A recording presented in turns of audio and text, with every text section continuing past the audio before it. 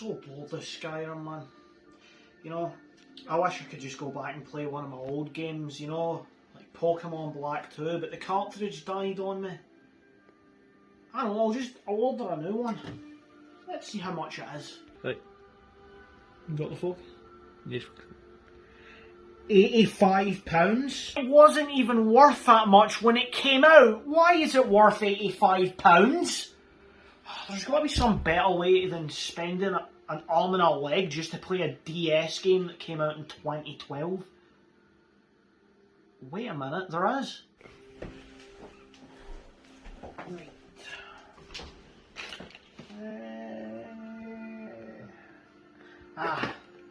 This one will work.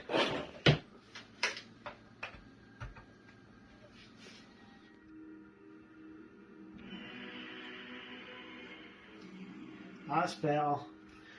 And to think people had a problem with doing it this way. Idiots.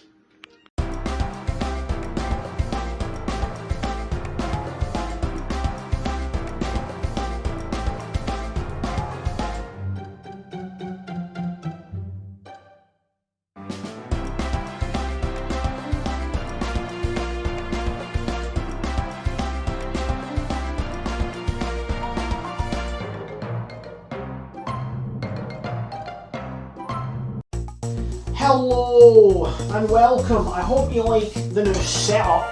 We're doing this for all videos now, except from Let's Plays. Any reviews, any commentary, it's going to be right here at this desk without the webcam, which is right there. This is what I've been using to record normally with the microphone here, but I'm trying something new. I hope it works well. Let me know what you guys think in the comments. I'm not going to go on too long about the new setup though, because I do want to talk about something and give my opinion on it, and that is emulation. Something I've been doing for a long time. I find it insanely convenient, and it's just something that you should be doing. A lot of people don't like emulation, and they make a lot of arguments as to why you shouldn't either. So I'm here to argue why you should like emulation, and why you should absolutely do it, because generally speaking, it is so worth it.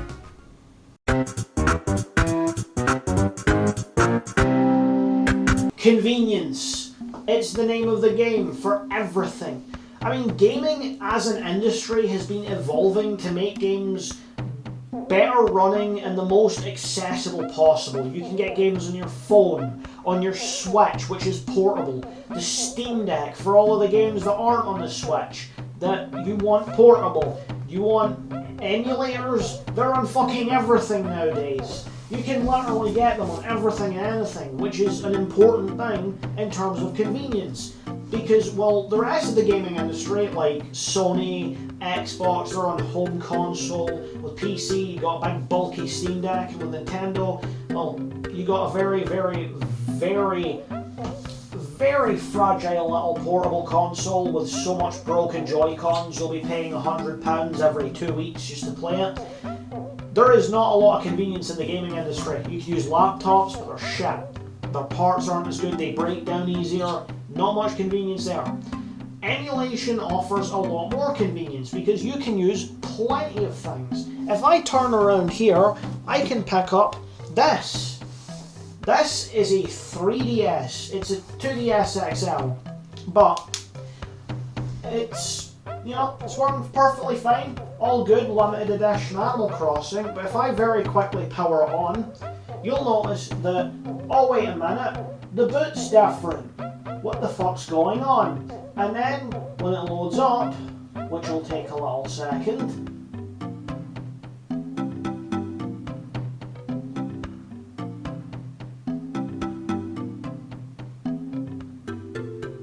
I did say, the background's different, everything's different. But the reason it's different is because it's modded. This guy is an emulator for N64, NES, Nintendo DS and 3DS games. I have this entire library in a DS that fits in my pocket, and it's basically the size of a smartphone. If I take my actual smartphone, I can give you a size comparison that they're basically the same. Not in width, but in length they are. Half the time when I have that out and about, when I'm travelling on trains or buses and it's taking a long time, I just slip this into my pocket. No need for a bag or a carrying case that I would need for my Switch, my laptop, a Steam Deck. I don't need it. Just slip it into my pocket, pull it out, and play any game I want from years ago.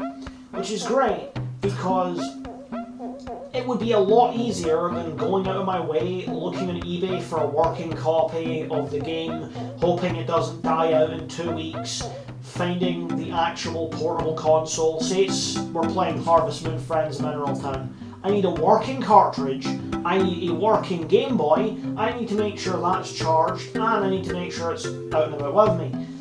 A good few of the bits I've mentioned there do apply to the DS, but at the same time, the main issue is with the cartridge. It can die out at any second, and generally speaking, it's not easy to find.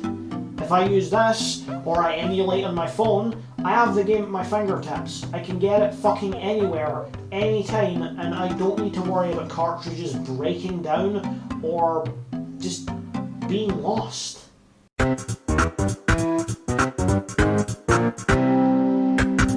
Pricing is, objectively for me, the most important part of emulation, because when it comes to gaming, I don't like spending a lot of money. I do not like spending a lot on much, and I know I'm kind of saying that while sitting next to hundreds of pounds worth of fucking ponies and a massive gaming PC setup and everything else that's here. I know I'm saying that when there's like a lot of money being spent on this, but I generally don't like to spend money. So when I have to pay £150 for a Game Boy game, I'm not doing it, because that is absolutely ridiculous. The game would have been sold at about £20 to £30 when it came out.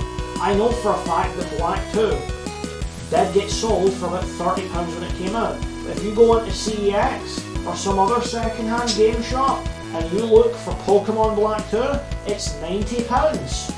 Which means that it is about 150% of the price of a AAA release that would have came out today.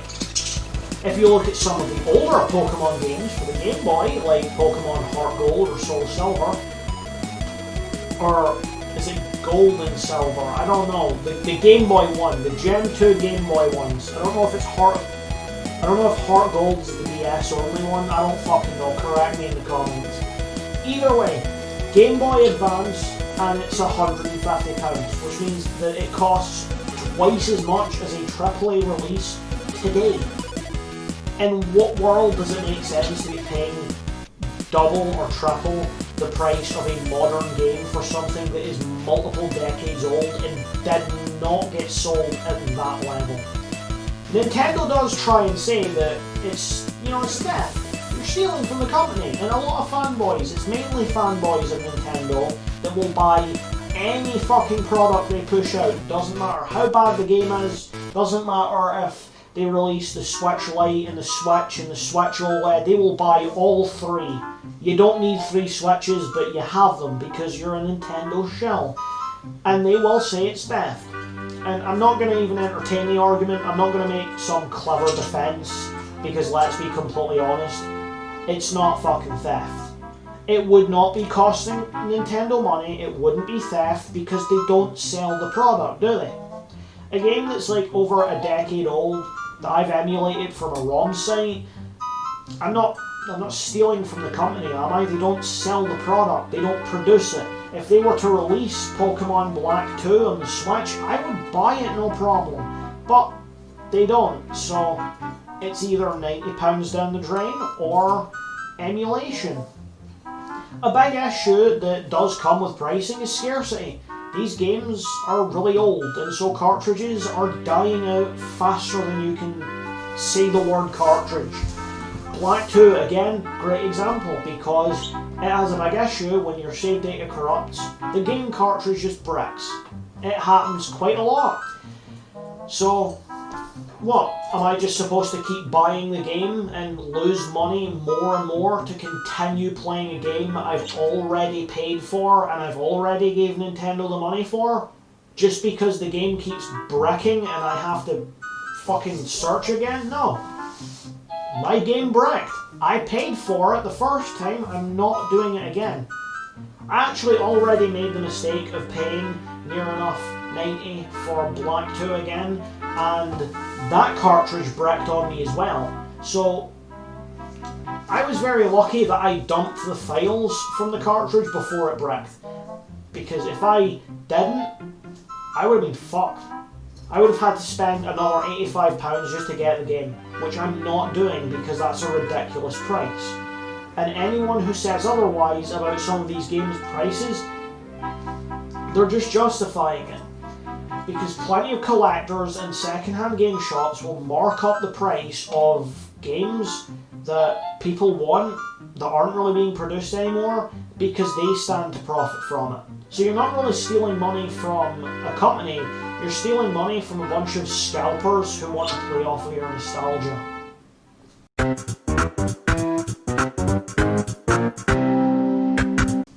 The most important part that we have in terms of emulation is game preservation, because these games are not going to live forever. All of these cartridges, like I just said, are dying rapidly, and by the time we've lost all of a game's cartridge, what are we meant to do then? Because now we cannot give money to scalpers. We have to rely on emulation, otherwise we can't play the game. And I don't know about you, but I'm not going to sit back and let games I love playing just disappear off the market and be untouchable for the rest of my life because I didn't want to emulate. I emulate games so that issues that happen because of hardware don't happen. And in cases where the hardware dying off is a risk, I don't have to worry. Because yeah, Pokemon Black 2 can brick. I have the file on my computer, I can play it there. And yeah, absolutely, Dragon Quest IX is a massive issue with save corruption, which is why I do not touch the only file I have on cartridge where I've beat the game, because I don't want to lose it. So, my option's simple. Preserve my files and preserve the game. And it means if every other emulator has been shut down, I still have a ROM file of these games. If everyone else has lost access to that game, I can make it public again. And everyone else can still play it. This is why a lot of people do emulation, to preserve games, to stop them from dying off. There's a lot of other things people do emulation for. Deconstructing games, finding out how they work, reprogramming them, ROM hacking them to basically make mods for games you wouldn't be able to mod otherwise. There are plenty of instances where emulation is a key component to fandom, to game development, and especially to preservation. It's an important thing that we do need to acknowledge as an important thing for the gaming community. And of course, you can't say that some of these companies are right for being against emulation, considering Nintendo, I love Nintendo, their emulation software is actually dodgier than mine. You see, I emulate things for free. I don't pay for any of my emulators, I don't pay for any of my ROMs, I don't pay. Free, publicly accessible, open source. All good. They, however, use ROM files on the Switch, and they charge for a monthly subscription service which gives you access to the emulators. So, while they say to everyone that profiting off of emulators is evil, that's exactly what they're doing. And let's be completely fucking honest, right? If companies like Nintendo wanted to prevent emulation and, you know, not have that happen, why wouldn't they just make the games a lot more open to the public? Game Boy games, DS games, anything below that can run effortlessly on most smartphones. Why not do what Square Enix did with Dragon Quest and release some of these old vintage games just on the phone? We saw it with DSiWare, we saw it with the 3DS, the Wii U even had it. Hell, even the Wii was doing this. So Nintendo saying they can't just take these games, rework them slightly and sell them to everyone so that we can play them isn't really an excuse. They can't say they can't do it. They can, they just won't. Hence the reason people emulate. Because I'll guarantee you, if these games were a lot more accessible, no one would emulate. The only reason that people do is out of convenience. And if you look at things like 3DS modding, you'll see that the minute Nintendo shut off the eShop, that's when everyone started modding because they wanted games. They didn't want to give up their 3DS and stop having access to a lot. So they just modded because it takes like 20 minutes. And speaking of modding 3DSs, I will cover that and I will be talking about if it's worth it or not in another video, which you will get to see soon. But yeah, I've said my piece in Emulation and I do hope you enjoy the video. It's not really too well structured, it's mainly to show off the new setup and show how things are going to go from here on out. So expect a lot more editing and a little bit more of kind of fleshed out performance when we're here. This is just kind of one of those good old rant videos I do where I give my opinion.